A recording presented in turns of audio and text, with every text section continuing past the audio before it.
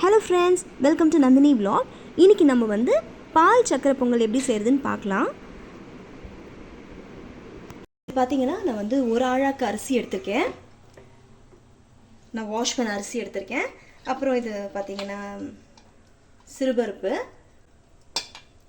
இது ஒரு ஆழாக்கு எடுத்திருக்கேன். தண்ணி ஆட் பண்ணிக்கலாங்க. தண்ணி நல்லா ஆட் பண்ணிக்கலாம். நான் பார்த்தீங்கன்னா கல்லுப்பு ஆட் பண்ணுறேன். நான் வந்து கொஞ்சமாக தான் ஆட் பண்ணியிருக்கேன், ஏன்னா சக்கரை பொங்கலுக்கு கொஞ்சமாக உப்பு ஆட் பண்ணணும். அதனால்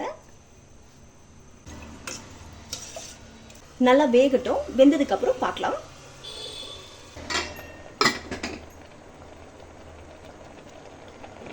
நான் பார்த்தீங்கன்னா 3 கிளாஸ் பால் ஆட் பண்ணுறேங்க.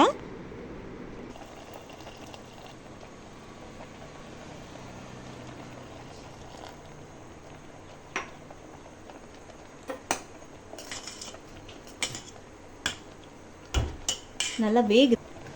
நான் வந்து ஏலக்காய் பொடி ஆட் பண்ணுறேன்.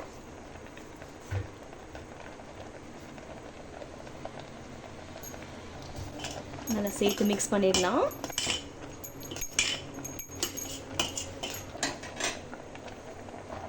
நான் வந்து இந்த பாதி வெல்லம் அப்படியே ஆட் பண்ணுறேங்க. இதோடவே அது சூடுலேயே நல்லா உருகிடும். அரிசி பாதி வெந்ததுக்கப்புறம் நம்ம ஆட் பண்ணுறது வந்து கரெக்டாக இருக்கும். அப்படியே இந்த சூடுலேயே ஃபுல்லாக அப்படியே மெல்ட் ஆகிடும்.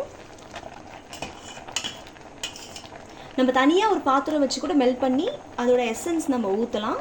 நான் அப்படியே ஆட் பண்ணி பழகிடுச்சு. ஸோ நான் அப்படியே ஊற்றுறேன். அப்படியே ஆட் பண்ணிட்டேன். அது கொஞ்ச நேரத்தில் மெல்ட் ஆகிடும் அந்த சூடில். பாருங்கள், நான் எப்படி சின்னதாகிடுச்சுன்னா நல்லா உருகி உருகி நல்லா ஆகிடும்.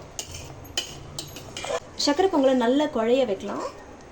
நல்லா அரிசியும் நல்லா அந்த பருப்பும் நல்லா குழஞ்சதுனாலே டேஸ்ட் நல்லா வரும். அதுக்கு தான்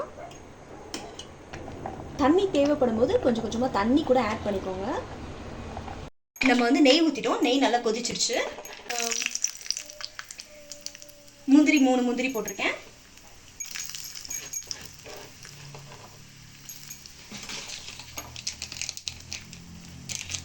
அப்புறம் திராட்சைங்க. இப்போ இதெல்லாம் நல்லா சுட்ட உடனே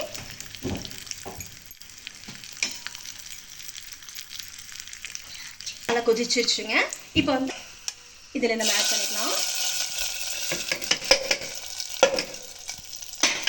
இப்போ எல்லாத்தையும் சேர்த்து நல்லா கலரி விட்டுடலாங்க. நம்மளோட சுவையான பால் சக்கரை பொங்கல் ரெடி ஆயிடுச்சுங்க. இந்த மாதிரி டைப் உங்களுக்கு பிடிச்சிருந்ததுன்னா நீங்கள் ட்ரை பண்ணி பாருங்கள். மறக்காமல் நந்தினி vlog-ஐ சப்ஸ்கிரைப் பண்ணுங்கள். பாய்.